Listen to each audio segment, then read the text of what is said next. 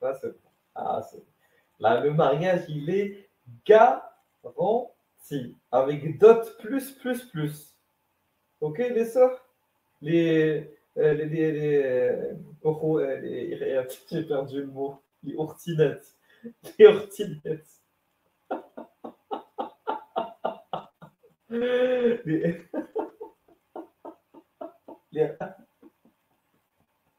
Je ne sais plus quoi dire.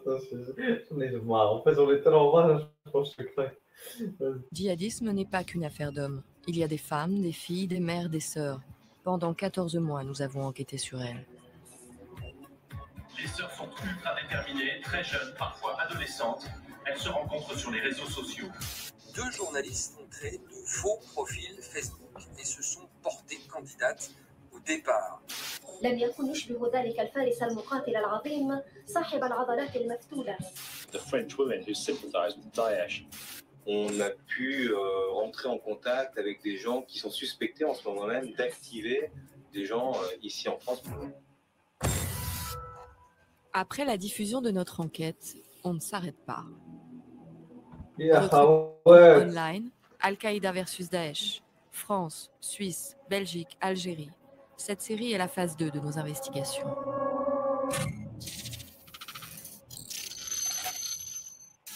Imaginez ce bureau comme le cerveau d'un recruteur. Partout sa propagande, ses consignes. Obéir, être discrète, ne pas parler à des journalistes. Alors, notre équipe avait créé Marie, une sœur virtuelle. Marie a 20 ans, convertie, candidate au départ en Syrie. Elle porte le niqab à chaque communication. Le niqab sur la toile, c'est l'anonymat, donc la sécurité. Depuis la diffusion, Marie ne semble pas avoir été démasquée. Ce matin, elle a un nouveau message. Salam alaikum. Sur la messagerie cryptée favorite des djihadistes, l'interlocuteur utilise un pseudo. Abu Moutana. Ça veut dire quoi, Abu Moutana? Moutana est un commandant militaire des armées musulmanes à l'époque du prophète Mahomet. Ce pseudo est une kunya, un nom de guerre. Est-ce qu'on connaît un Abu Moutana? Non, on ne connaissait pas. Tu m'entends ou pas? Oui, mais on s'est parlé quand? On s'est parlé dès l'année dernière. Problème, dans notre enquête, aucune trace d'un Abu Moutana. Après, il s'est passé que moi, j'avais plus d'accès à Internet, il n'y avait pas d'RS. T'es où?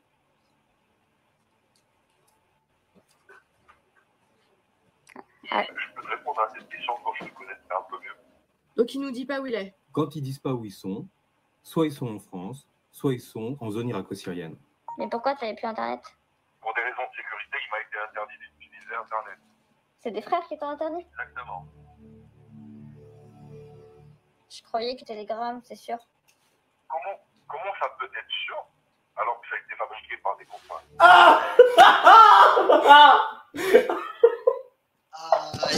Lui, au moins, il raisonne un peu. Lui, il raisonne un peu avec son cerveau de moineau, tu vois. Eh ben oui, mec, chèque les maths. Si les mecs, ils construisent le truc, qu'est-ce que tu veux crypter le truc, il est à la source, il prend toutes les télécommunications, il vous espionne. Le gars, il t'envoie un drone, c'est fini. Ça y est, c'est fini l'époque de je te donne un butin si tu es un cavalier, tout ça, mec. D'ailleurs, je me pose la question, mec. Je me suis posé une question de faire, tu vois.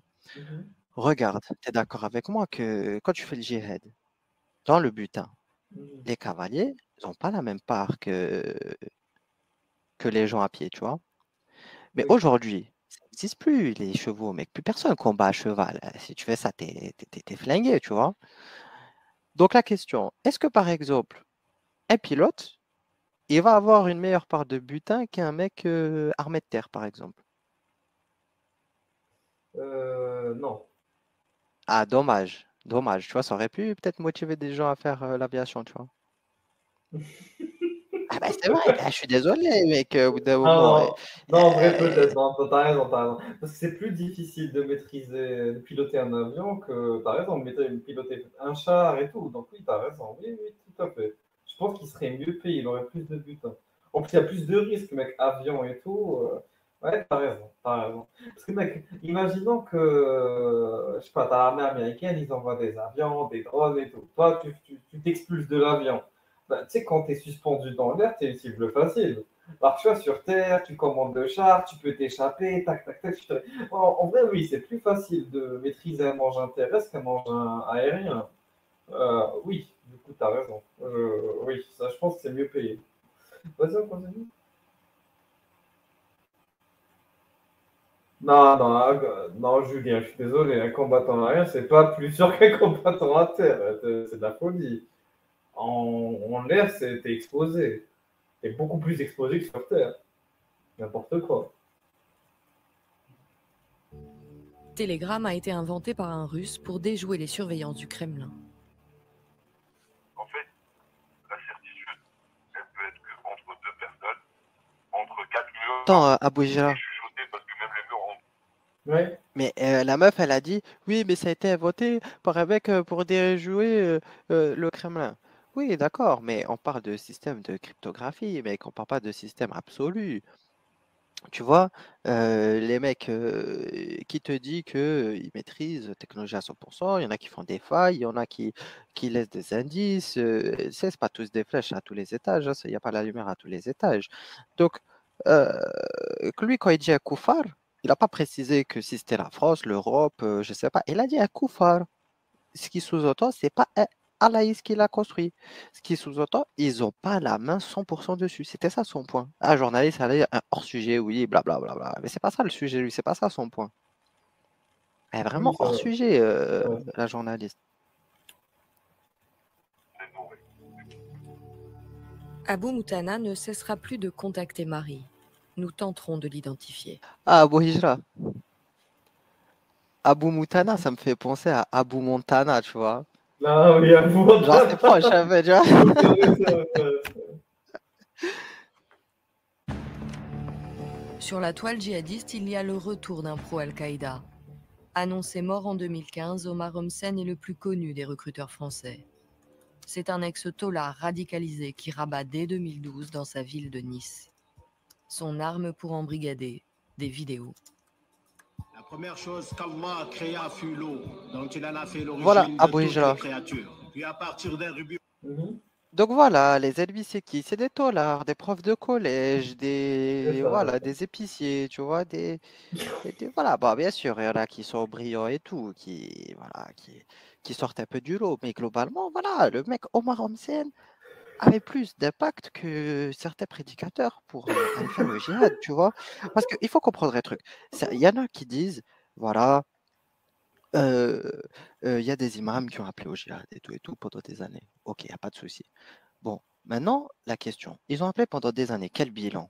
On n'a pas vu, c'est vrai, comme certains disent, comme certains Jimmy disent, voilà, il n'y a pas eu tant de départs que ça, c'est l'infime minorité, blablabla. Ok, il n'y a pas de souci. Mais au final, dans cette infime minorité, je suis désolé, Omar Homsen a joué un grand rôle. À Nice, je pense qu'il avait envoyé une bonne centaine de jeunes, Ouais. tu vois, à son actif. C'est catastrophique. C'est Bah, catastrophique. beaucoup. C'est beaucoup. C'est-à-dire que ce seul mec, il a réussi à convaincre 100 jeunes avec des clips. Là, je sais pas, on va le voir dans Vas-y, on va voir. ce reportage. C'est des clips. Bon, nous, on n'est pas des professionnels, mais eux non plus. Tu vois ce que je vais te dire? Bah oui. Il créa la plus grande et la plus sublime de toute la création. Comment je sais que tu es le vrai Omar Homsen? Allô, salam alaikum wa rahmatullahi wa barakatuhu. C'est bien moi, c'est Omar Homsen. Sur sa Ah, chaîne, Bouhijra. 306 membres sont inscrits. Ouais. Aujourd'hui, ça, oui, c'est moi, Abou Omar Homsen avec l'IA. Je viens, je te sample ta Ah voix. oui. Comment, je vais te dire, mec, catastrophique. Tu vois ce que je vais te dire? Ah oui, c'est impossible de savoir si le vrai du faux. Bah oui. Ben oui, on rentre dans une guerre totale notre équipe. de l'information et de technologie avancée, tu vois. Ah oui. On le connaît. Homsen, il est quelque part en Syrie. Il réalise des films clairement de propagande. Il a recruté des dizaines, voire plus de 100 personnes, des garçons, des filles. Salam alaikum, Marie. Je m'appelle Marie. En 2017, Homsen recrute-t-il toujours? Pour le savoir, Marie Lapatte. Allez, Marie. Nous ne faisons pas en fait de recrutement. Jamais dans les vidéos on a appelé aux gens de nous rejoindre. C'est pas vrai. Mais il dit qu'il a jamais, il fait pas de recrutement. Et il dit que ces films sont pas faits pour ça. Moi, je ne sais pas pourquoi ils sont faits s'ils ne sont pas faits pour ça. Ils sont faits pourquoi, Parce alors que c'est vraiment de la pure propagande. Nous avons choisi en fait de vivre dans des tentes. On améliore ces tentes. Si on reçoit un peu d'argent, on essaie de construire des petites maisons. Pour la nourriture, c'est gratuit. Donc la Tatiba nous fournit de la nourriture. Et nous, on n'envoie pas les femmes au front. Donc après, il faudrait que tu nous dises en fait qui tu es, quand veux-tu partir, quels sont tes moyens financiers. D'accord? Si tu as de l'argent ou pas. Si tu as des papiers, si tu es fiché ou non. Le profil de Marie est calqué sur celui de vraies sœurs que nous avons rencontrées et qui ont vécu cet embrigadement. Règle numéro 1 de la pas idéale, ne pas être fiché S.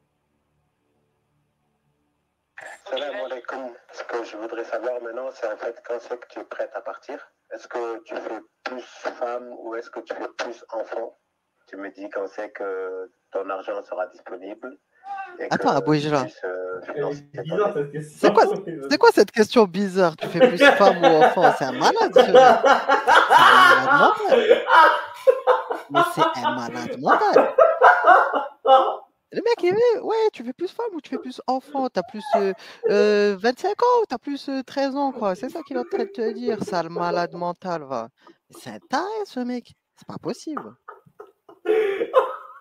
J'en ai marre, c'est pas possible. J'en ai marre. Aidez-moi, putain. Qu'est-ce que c'est que ce malade? Il faudrait parler de la tenue vestimentaire, de l'itinéraire par où tu vas passer. Non, il n'y a aucun danger, Inch'Allah. Tu ne risques pas de tomber sur des frères de la Daoula parce que l'itinéraire qu'on te donne, c'est notre itinéraire à nous. Dès que tu es en Turquie, c'est comme si tu étais là, Inch'Allah. On te donnera un numéro de téléphone d'un frère qui est chez nous. Si jamais il vérifie, ils vont l'appeler et lui, il parle turc. Donc il dira oui, c'est ma femme et tout. Dans ce message de 14 minutes et 36 secondes, Homsen enseigne sa vision du djihad. Al-Qaïda versus Daesh. Ça, c'est hyper intéressant.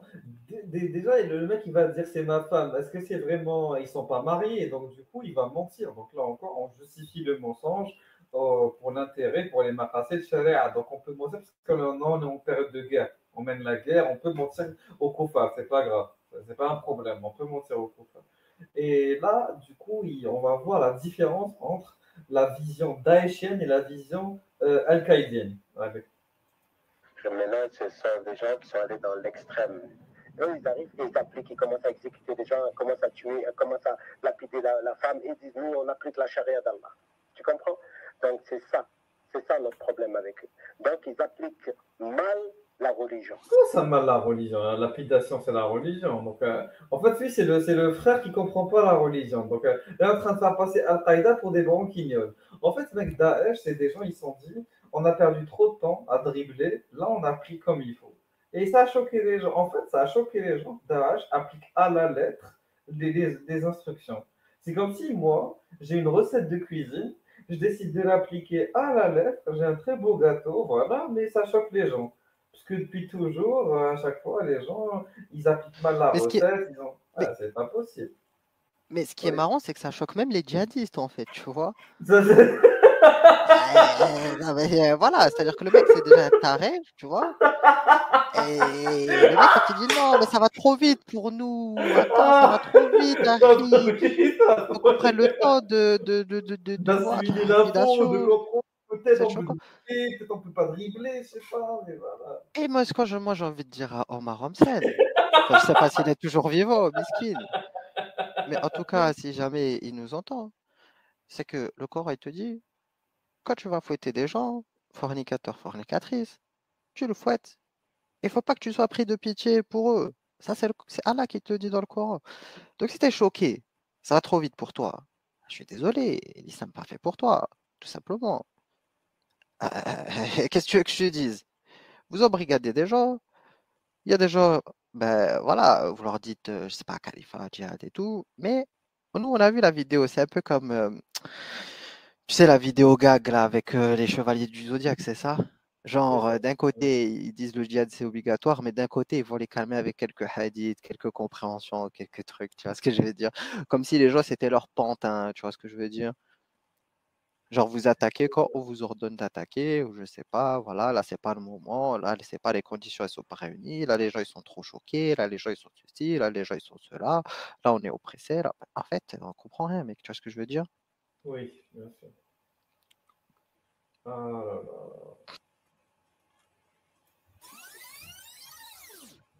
Et ce qui s'est passé à Nice est une chose qui est détestable. D'accord? Les Kouachis, ce qu'ils ont fait, ça c'est légitime, ça c'est magnifique. Homsen condamne Ah, c'est-à-dire que c'est relatif, voilà, Nice. Mais il dit pas, c'est, regarde, j'aime bien le lexique. Il dit pas c'est interdit, c'est haram, c'est du kufr, genre, voilà. Il dit c'est détestable, c'est makro. Donc il aurait pu faire autrement, voilà. Mais Kouachi, ce qu'ils ont fait, c'était magnifique. C'est-à-dire que les deux sont halal, donc les deux sont légitimes, les deux sont halal, les deux sont islamiques, mais t'en as un, il l'a fait de manière détestable, et l'autre, il l'a fait de manière recommandable. Voilà, c'est même magnifique, clairement, favorable. Tiens, donc c'est toujours des... faut comprendre le lexique. Là, il n'est pas en train de dire que l'attentat de Nice, c'était pas bien. Hein. Donc, comme ça, islamiquement parlant, c'est légitime, c'est légiféré. C'est juste que, voilà, il aurait pu mieux faire, donc c'est détestable. Il aurait pu choisir une autre manière de le faire. Mais en soi, c'était pas mauvais. Voilà. Daesh, mais justifie le massacre de Charlie Hebdo, revendiqué par Al-Qaïda. Ah voilà, donc pourquoi il dit ça? Parce que c'était une différence d'école. Comme Daesh, c'était... Comment ça s'appelle? Comme Nice, c'était Daesh, c'est pas bien, mais comme Charlie Hebdo, c'était Al-Qaïda, donc c'est bien. Voilà, c'est juste parce que c'est pas la même école qui a commandité le massacre. Mais au final, ça reste un massacre islamique. Il a combattu Richard Cœur de Lion. Quoi? Tu me dis dès que tu seras prête. Salam alaikum wa rahmatullahi wa barakatuh. Que tu sois célibataire ou marié, tu as une petite maison, une chambre, toilette, salle de bain, un petit salon, meublé. Homsen vend du rêve en Syrie, un pays dévasté. Pour aller plus loin, on demande à vérifier auprès d'une sœur de son groupe. Mec, il te parle de tante, il te parle de tante et au début de la conversation. Et après, il te dit maison, toilette, meublé, zabbi. Il se fout de ma gueule. Putain, au début, je sais pas si tu te souviens de la conversation qu'il avait avec Alizé. On essaie d'améliorer les temps, tranquille. Voilà, on est respect, comme on dit. On fait avec les moyens du bord. Et là, lui prouver, comme elle a dit la journée, ça lui vend du rêve. Maison, toilette, salle de bain, la douche. Je suis désolé, frère. T'as pas un copec, t'as pas un centime, frérot. T'as rien bâti, t'as rien construit, tu vends du rêve aux gens. C'est trop, c'est trop. Respecte notre intelligence. 5 jours plus tard, la sœur nous écrit. Impossible donc de confirmer que c'est bien une femme. Elle raconte elle aussi la petite maison dans la prairie syrienne. Pour les femmes ici, il y a une organisation. Tiens, ça c'est le pipo. Tu vois vraiment le truc, c'est la flûte, quoi. C'est ça qu'ils ont mis la flûte derrière. Ah bah oui, là c'est les flûtistes. Nous avons des cours d'arabe, de tajwid, des cours médiatiques et de sport. Nous sommes dans un lieu en sécurité. C'est le club med. Petit yoga après la salette, ensuite petit cours de tajwid, on travaille les cordes vocales, petit cours de lecture coranique entre sœurs, dans un espace reposant et chaleureux. Ah, c'est... Et nous pouvons parfois oublier que nous sommes en Syrie. Très vite, Homsen revient à la charge. Tu as d'autres questions ou tu veux encore attendre? L'attente n'est pas bonne, car plus les jours avancent et plus c'est difficile de rentrer. Oui, mon frère, pourquoi tu dis que c'est de plus en plus difficile de rentrer? Parce que moi, je t'avoue, ça me fait un peu flipper, parce que je suis vachement jeune, quoi. MDR, c'est normal. Fais-nous confiance, tu ne voudras pas repartir. Aujourd'hui, Homsen sort son nouveau film de... Ils font peur, je suis désolé. Ils sont pas du tout rassurants, les frères dans le chat. J'aurais dit, j'ai pas dit MDR, tu sais. Non, mais c'est des Mais en fait, on se rend compte que c'est vraiment des branques qui y vont, tu vois. Je suis désolé. Faut vraiment être dans une détresse psychologique, mec, ou tu vois, un truc, mais c'est pas possible. Il a répondu FD. Putain, c'est pas-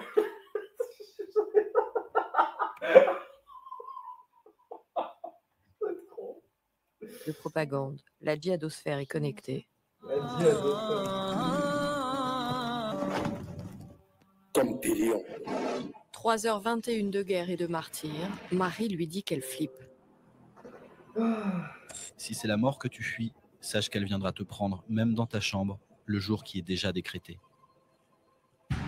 Sur le groupe de discussion du film, une fille interroge Homsen sur le martyr. Il y a 3 degrés de martyr. Donc, pour le martyr, Inch'Allah, de la femme, c'est exactement pareil que l'homme. En 2017, Homsen racole sur Internet.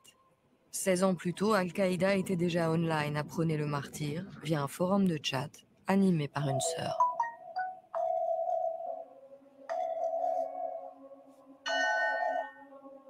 Allô?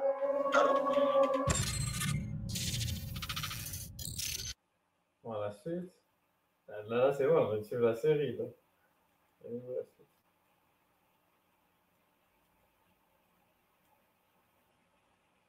Attends, la suite n'est pas dispo.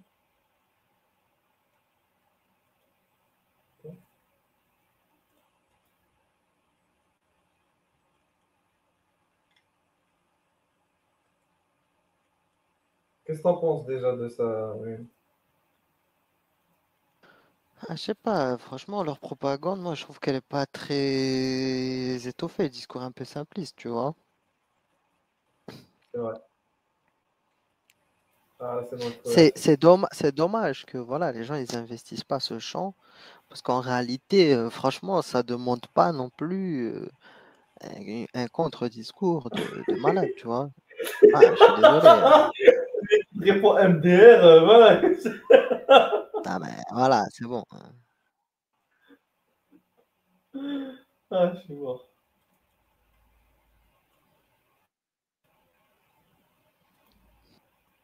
Allez, on y va. Précédemment dans les Sœurs du Djihad. Pour des raisons de sécurité, il m'a été interdit d'utiliser Internet. C'est des frères qui t'ont interdit? Exactement. Tu me dis dès que tu seras prête. Ne nous lâche pas. Dans notre aucune trace de lui, alors on insiste. Allô? Moi, je veux savoir comment tu m'as trouvé. Tu peux pas me trouver juste avec mon pseudo. Il y a quelqu'un qui a dû te le donner. Quand t'es un modérateur, tu les trouves. Je suis modérateur de plusieurs chaînes. Ah ouais. Sur Sabre de Lumière, t'étais modérateur? J'étais membre. Notre sœur virtuelle Marie était aussi membre de Sabre de Lumière, une chaîne ultra-violente animée par un Français de Daesh qui exhortait à mourir en martyr. 16 ans plus tôt, une sœur a incarné le martyr. C'est Malika El Haroud. Le 9 septembre 2001, cette belgo-marocaine est en Afghanistan. Son mari, Abdesattar Darman, appartient à un groupe de soutien d'Oussama Ben Laden. Avec un complice, ils se font passer pour des journalistes et accèdent au commandant Massoud, l'ennemi des talibans. Son complice fait exploser sa ceinture TNT. Massoud meurt, les terroristes aussi. 2 jours plus tard, Al-Qaïda frappe l'Amérique. Malika El Haroud devient une icône. Oui, nous sommes des islamistes radicaux. Cela vous fait peur car vous êtes manipulés par les médias complices. Comme le disait Oussama Ben Laden, si le fait de tuer ceux qui tuent nos enfants vaut l'appellation terroriste, eh bien oui, nous sommes des terroristes.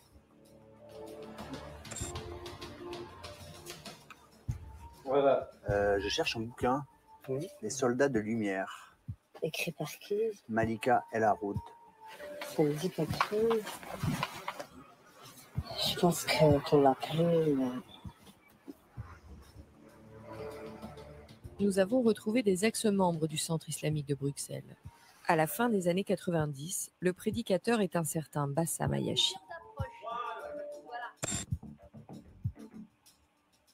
Bassam, pour nous, c'était l'échevin de la jeunesse. À Molenbeek, il disait qu'il faut combattre dans la voie de Dieu.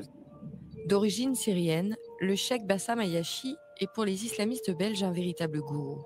Dans son centre islamique, Malika El Haroud rencontre son futur mari Abdesattar Darman, l'assassin du commandant Massoud.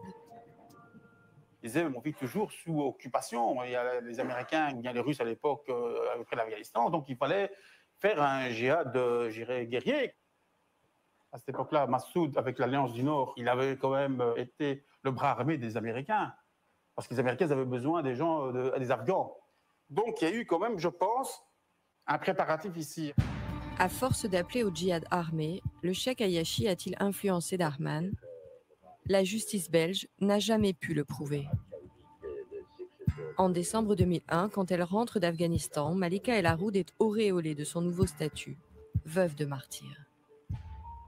Malika El Haroud, c'était la précurseur. Précurseur parce que maintenant, il y a beaucoup de femmes aussi qui peuvent aussi tomber dans le haroudisme, je ne sais pas comment on peut dire ça, hein, ça doctrine à elle, hein, tu vois, style il faut partir, se mouiller à 100% dans cette cause, voilà, combat face à face. Parce qu'elle, bon, en tant que femme de martyr, bon, elle est déjà protégée, enfin, elle a déjà son poste au paradis. D'être aussi une dame d'islam, hein, il faut avoir le courage. Hein, donc moi, je vois pas qu'est-ce qui peut les arrêter. Rien n'arrête Malika El Haroud.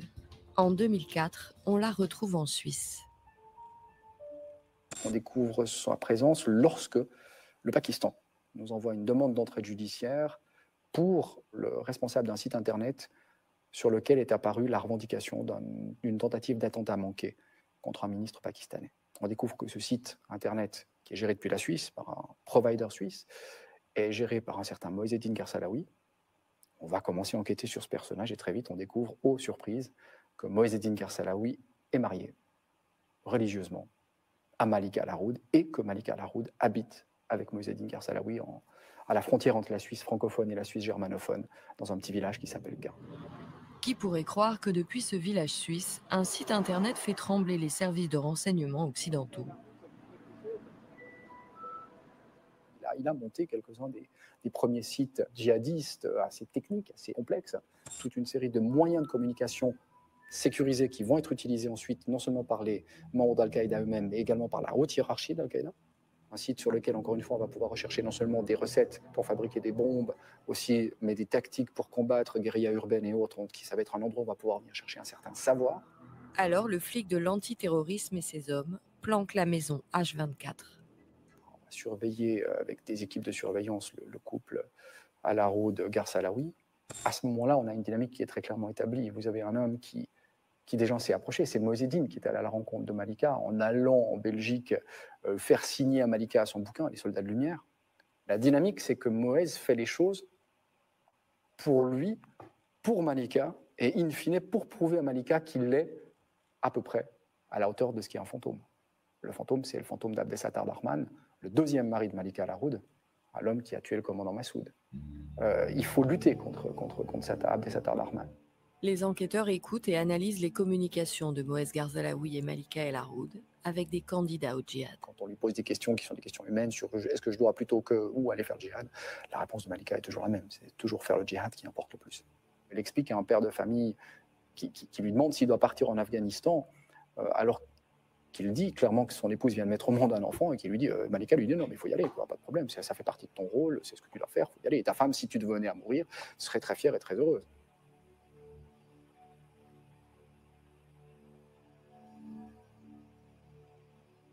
C'est exactement ce qu'on a reproché à Malika El Haroud et à Moez Garsalaoui. On leur a dit, mais vous collectez, et on en avait trouvé toute une série dans leurs ordinateurs, vous collectez ces vidéos absolument immondes, des décapitations, enfin ce genre de choses qu'on n'a vraiment pas envie de voir, mais en plus, vous les ventilez et vous expliquez tout le bien que vous pensez de celles-ci. C'est la première fois qu'un tribunal a décrété qu'Internet pouvait être une arme de guerre.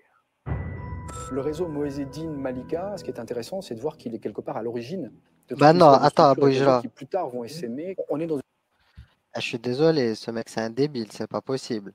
Internet à la base, c'est un outil de l'armée américaine, mec. C'est un outil qui a été créé pour pouvoir résister à une attaque nucléaire, pour pouvoir continuer à avoir des télécommunications.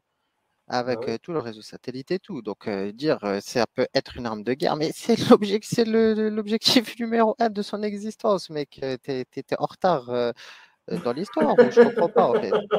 C'est pas possible. C'est pas possible, là, Bourgeois. On est où là? Ces gens-là, ils sont journalistes. Enfin, je sais pas, à l'école de journalisme, on leur apprend quoi, mec? Normalement, tu viens, tu tapes Internet, tu regardes, ok, tac, armée américaine, ok, projet, ok, télécommunication, ok, mais tu viens, tu me dis, oui, c'est la première fois que le tribunal a statué, mais on s'en fout. C'est l'objectif de cet outil. Bon, aujourd'hui, ça s'est démocratisé, un usage civil. Mais exactement comme le nucléaire. Le nucléaire, à la base, c'est un usage militaire. Tout C'est à retrouvé fait. dans le civil. Comme beaucoup de choses, dans la robotique, dans la médecine, dans je sais pas quoi, mec, Oui, oui, dans bien la, dans sûr. la, dans la chimie. Il y a eu au début, c'était des applications militaires, pour la Première Guerre mondiale, Deuxième Guerre mondiale. Ça retrouvait dans les applications Et civiles. maintenant, c'est dans la cosmétique, l'industrie agroalimentaire, etc. Bien sûr. Oui, bien sûr. On continue.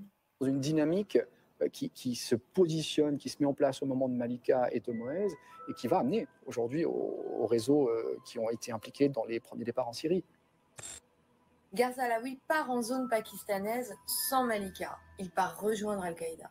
Malika, elle, continue la veille sur Internet et du coup, en 2010, en Belgique, elle est condamnée à 8 ans de prison pour entreprise terroriste, acheminement de combattants vers l'Irak. Et Moez Garzalaoui, il va avoir un rôle important en zone tribale pakistanaise. Il rencontre des Français, des candidats au djihad, et parmi eux, il y aurait un certain Mohamed Merah. On est en 2011. En mars 2012, la France est sous le choc. À Montauban et Toulouse, Mohamed Merah tue 7 personnes, dont 3 enfants, parce qu'ils étaient juifs. Il dira « Je n'ai pas peur de la mort, je travaille avec Al-Qaïda ». Moez Garzalaoui est désigné comme son mentor.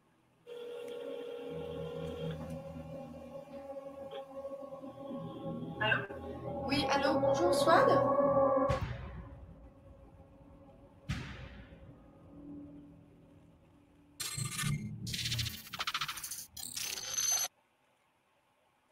C'est intéressant. Travaille avec Al-Qaïda. Moez Garzalaoui est désigné comme son mentor.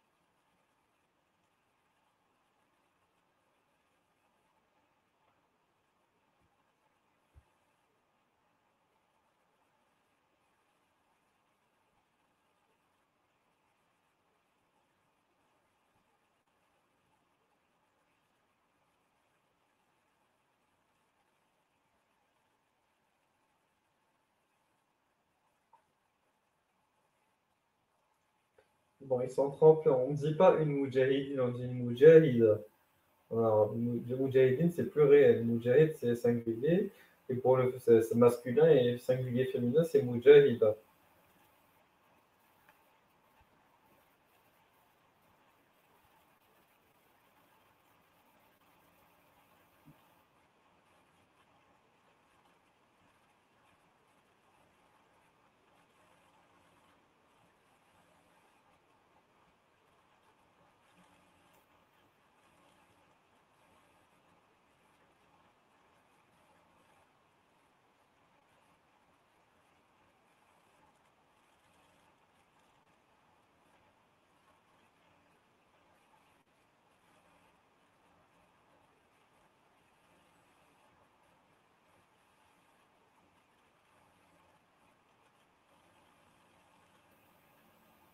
T'es là, Ryu?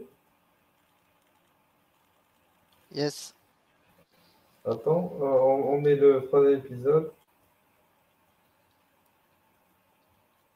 Tac, tac. Voilà.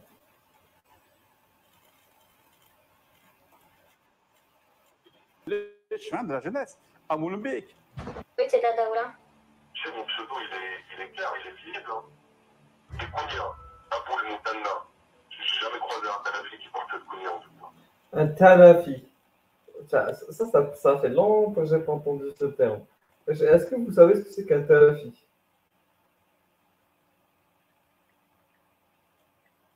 Vous savez ce que c'est ou pas? Oui, tu sais ce que c'est? Moi, je t'avoue, j'ai oublié, mec, ça date. Dans le chat, vous savez ce que c'est qu'un Talafi ou pas? Attends, je vais attendre.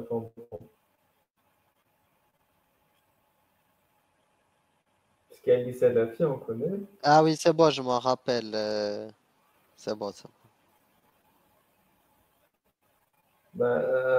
Dis-moi, c'est quoi? Par rapport au takfir, non? Ouais, vas-y. Ouais, au lieu, il te dit c'est des salafis, mais c'est des takfiris, donc il te dit talafi, c'est ça, non? Exactement, c'est ça. Bravo. Bravo, c'est ça. Impossible.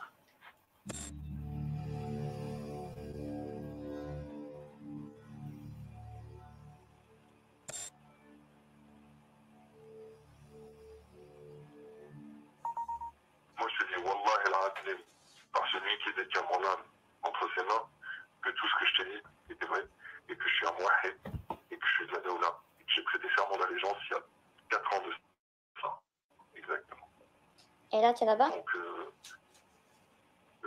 non, du tout, je suis retourné. Je suis en France. Mais pourquoi tu es revenu en France alors? Je peux pas te répondre au téléphone comme ça. Bah. Même si c'est sécurisé et tout ça, je peux pas te répondre. Il est assez paranoïaque pour être vraiment ce qu'il dit. Un moudjahid, revenu en France en passant à travers les radars. Mohamed Merah, lui aussi, est passé à travers les radars. En mars 2012, il tue 7 personnes, dont 3 enfants, parce qu'ils étaient juifs. En mai 2014, sa grande sœur Souad passe aussi à travers les radars. Via l'Espagne, elle rejoint la Turquie, Gaziantep, ville frontière avec la Syrie.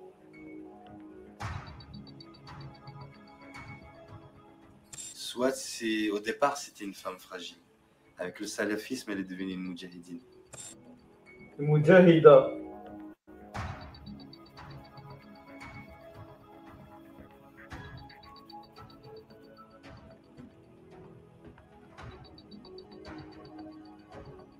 Avant même les tueries de Montauban et de Toulouse, Souad était membre de cette mouvance salafiste. Elle a commencé pourquoi? Parce que son mari était tombé, son premier mari était tombé pour trafic de stupéfiants en Espagne. Ça l'a un peu déstabilisée, ça l'a rentrée dans une dépression. Elle s'est enfermée sur elle-même. Et à partir de là, le salafisme est venu. Et elle a embrassé cette thèse au fur et à mesure qu'elle a trouvé son idéal. Voilà, Abou Hijra. Abou Hijra. Que la France soit 2 secondes. Oui, vas-y. Voilà, le problème, les gens, ils comprennent pas, ils croient qu'on se fout de leur gueule. Mis dans le din, mis dans le shit. Voilà, son premier mari est tombé pour, je sais pas, trafic de stupéfiants. Oh, le salafisme est venu. Voilà, on dirait que le salafisme, c'est une secte pour, voilà, qui attire des gens auprès de justice, des petites frappes, le stup, je sais pas quoi. C'est catastrophique, mec. Les gens qui veulent se racheter une bonne conscience, peut-être. Je sais pas, ça fonctionne pas comme ça, tu vois. Exactement. Non, pas En plus, si c'était que ça, mec, les chrétiens, ils te vendent des certificats de paradis. Donc, bon, je vais dire, c'est que ça, mec. Voilà, quoi. Arabe, qu'on va tuer tous les mécréants, que l'islam est plus fort, qu'on est dans le faux, qu'il faut arrêter la débauche et tout ce qui s'ensuit. C'est toujours le même message, de toute façon. C'est la guerre. Mohamed Merah est reclus dans son appartement. Il dit qu'il mourra les armes à la main. Le cadet d'Emera est tué lors de l'assaut.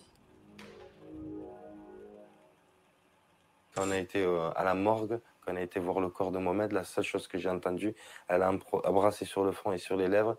Elle lui a dit « Tu t'es battu comme un lion, on est fiers de toi, Mohamed. » Elle a dit ça. Et c'est là, à partir de là, je me suis dit, j'ai vraiment vu le danger de Souad.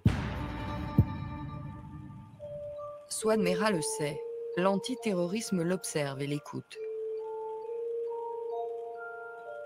Elle va pourtant réussir à déjouer les surveillances des services de renseignement français et se volatiliser avec ses 4 enfants. Elle quitte Toulouse, direction Barcelone. Elle s'envole pour la Turquie. Stop à Istanbul, second vol pour Gaziantep, ville frontière avec la Syrie. Les autorités françaises la soupçonnent d'avoir rejoint son mari, lui-même soupçonné d'avoir rallié l'État islamique. Le jour où j'ai appris que Souad est parti avec ses enfants en Syrie, je me suis levé le matin pour aller au travail et j'ai été effondré. Pour vous dire honnêtement, j'ai pleuré en cachette. Et j'ai eu très peur, je me suis dit c'est bon, ça va être des soldats. Souad Mera a toujours déclaré ne pas partager la vision djihadiste de son petit frère. Après son départ, les familles des victimes de Mohamed Mera exigent qu'elle soit retrouvée et réentendue par la justice française. Le parquet de Paris ouvre une enquête.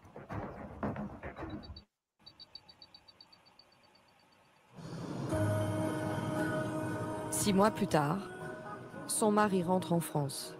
Il est arrêté. Selon son avocat, il souhaitait participer à la construction d'un État islamique, pas faire la guerre en Syrie. Il est incarcéré. Alors où est-elle? Elle est ici, en Algérie. Son père possède Non mais une Aboujra, entreprise dans l'est du pays. franchement, je sais pas c'est quoi le rôle des médias, c'est quoi leur problème et tout.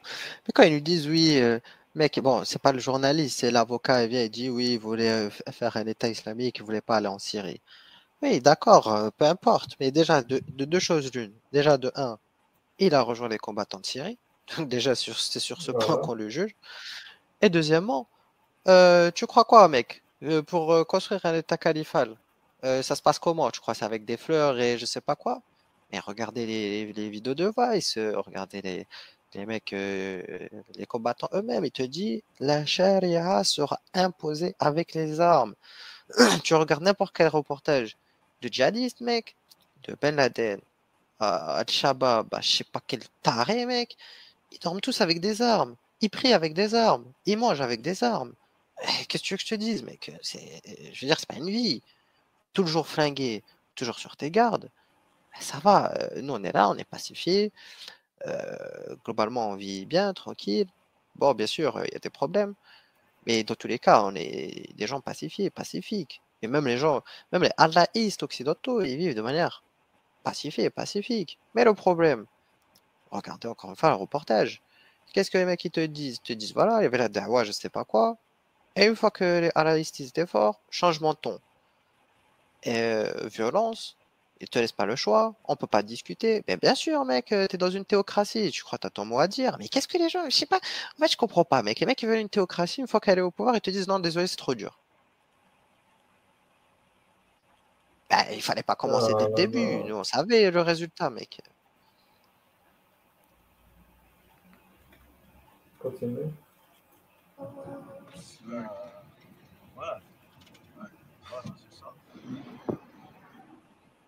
Monsieur Mera accuse la France d'avoir manipulé et assassiné son fils Mohamed. Ouais, bien sûr, c'est la faute de la France, c'est de ma gueule. C'est quoi le rapport 3 semaines plus tard, raconte il accepte une débile. interview dans le bureau de son entreprise. Ah, Première Boujra. question, ses enfants. Par contre, c'est grave. Les allahistes, ils croient vraiment que. Non, mais ils croient vraiment qu'on va s'attarder sur un mec comme Mohamed Merah, mec. On a d'autres sujets. Bien sûr que Mohamed Merah, c'est un sujet d'ordre politique, mais tu crois vraiment, ça y est, c'est le terroriste numéro 1 international de l'ordre de Ben Laden, je sais pas quoi, mec. On va fomenter un coup pour le tuer, l'ont manipulé. Oh, on est où là? C'est pas Homeland, hein? Je veux dire, Netflix, Prime Video, voilà, c'est le temps d'un temps, tu allumes ta télé, t'éteins, tu passes à autre chose. C'est une fiction. Là, on te parle de la vraie vie. Un mec de ta famille, il est venu, il a charclé 7 personnes, des enfants, à terre, des militaires, des trucs. Je suis désolé, mec, c'est un truc de malade mental. C'est un truc de malade mental. Ah, bah, continue. Et le djihad. Ils ne vous ont jamais parlé du djihad. jamais ما كاش toujours خاطر سعاد كي راح Et alors, c'est pas parce que t'en as pas parlé que dans leur tête, ils y adhéraient pas. Et je pense vraiment que ta fille te dit tout. En fait, ça, c'est juste un complexe d'ego. Le père, il te dit, oui, ma fille, si elle pensait vraiment qu'elle voulait faire le djihad, elle me l'aurait dit. Ben non, pas forcément. Ta fille t'a menti, frérot. Faut l'accepter. Peut-être t'es un mauvais père. Peut-être t'avais pas une bonne relation avec ta fille. Assume. Ah, faut arrêter de reposer la responsabilité sur les autres. T'as foiré, t'as foiré. للترك هما طلقوا داعي عادوا لي جورناليست عيطوا لي قالوا لي بنتك راحت للجهاد قلت لهم هذيك كيف تروح للجهاد الجهاد بضربه تاع دراري افي كان بيبي مع ماما با عنده عام كيف انت تشد Alors, à l'époque du prophète, les femmes n'accompagnaient pas leur mari, elles n'ont pas fait hijra avec des enfants, des bébés et tout. Ils faisaient normal. Et alors, avoir un bébé, depuis quand ça empêche d'aller au djihad? J'ai vu ça dans aucun livre de jurisprudence. Tu y vas tranquille, tu comptes sur Dieu et tu y vas. Pas de bébé, enfant. Les enfants aussi, ils font le djihad. Tranquille.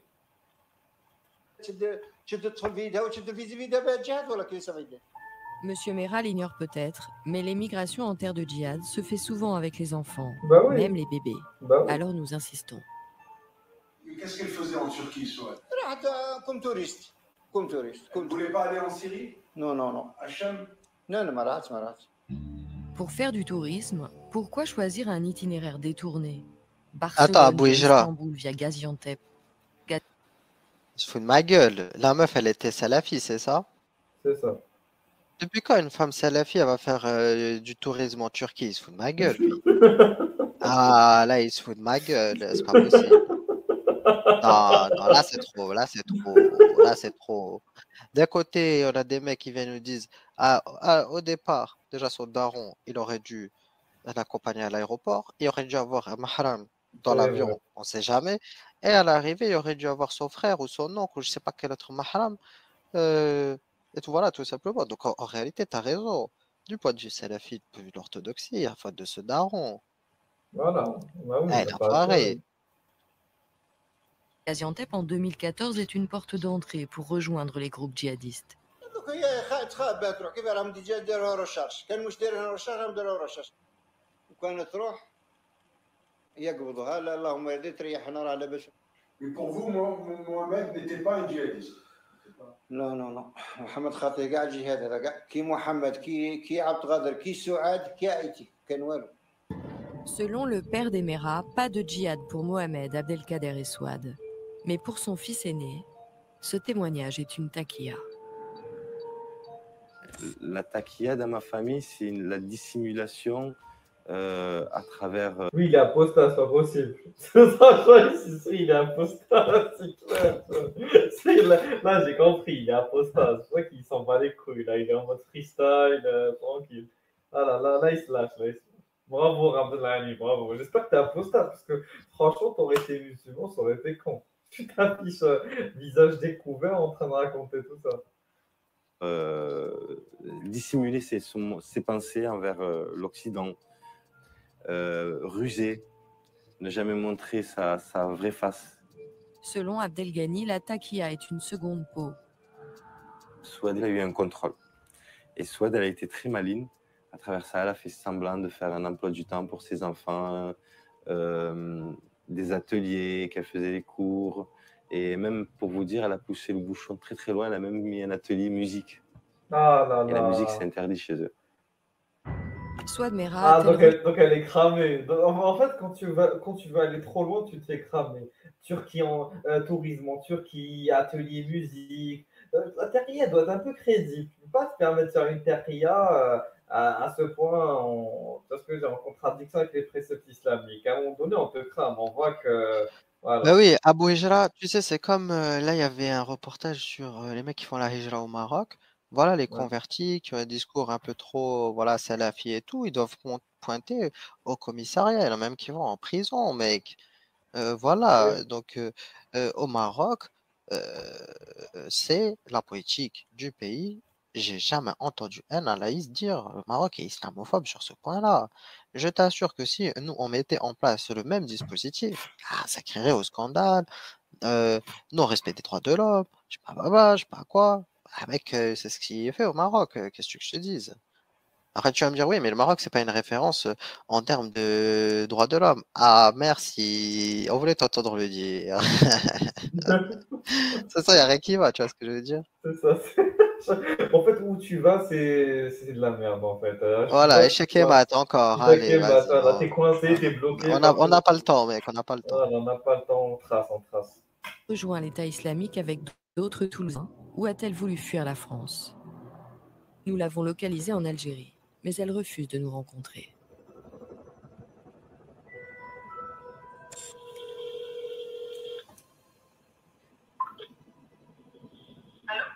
Oui, allô, bonjour, Swad? Oui, je voulais vous parler, je vous dérange pas? Non, mais je sais pas du tout ce qu'il y a avec vous, je sais pas quoi dire, on est pas là. Vous comprenez aussi que ça intéresse évidemment les Français. Ça intéresse les Français. Ouais. D'accord. Donc, je vais rapprocher, je vais être en pause, donc je vous dis au revoir.